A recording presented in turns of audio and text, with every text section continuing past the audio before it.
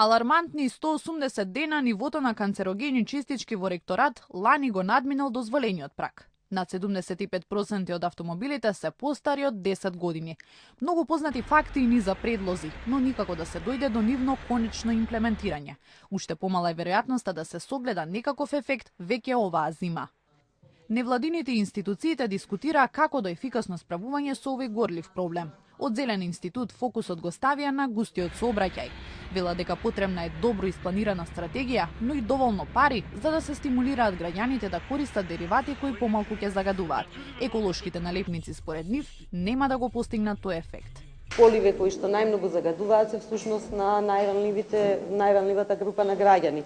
Но примерот на Лондон вели дека ако сакате да возите во централно градско подрачје, односно прва зона Лондон, а и во многу европски градови е така, ќе треба да платите одреден надоместок, односно 10 фунти, да речеме.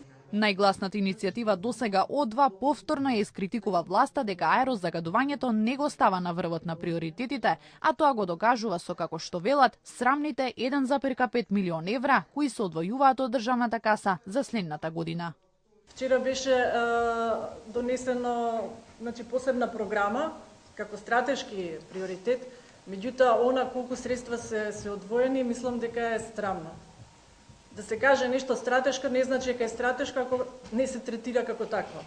Уште една грејна сезона ќе се помине со мерни инструменти стари над една деценија. Заменик министерот за животна средина Макрадули вчера најави дека сите 18 станици ќе добијат нова опрема на почетокот од 2019 година. Засега, како што велат од министерството, ќе ги користат скромните капацитети со кои располагаат.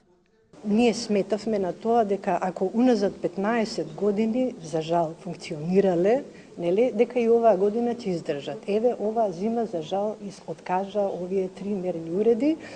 Строги инспекции мора да има, а поинтензивно треба да се следат така наречените неформални мали загадувачи. Инспекторатот на град Скопје вети дека ќе се набават нови возила, термокамери за ноќно снимање и дронови за полесно да се детектираат загадувачите.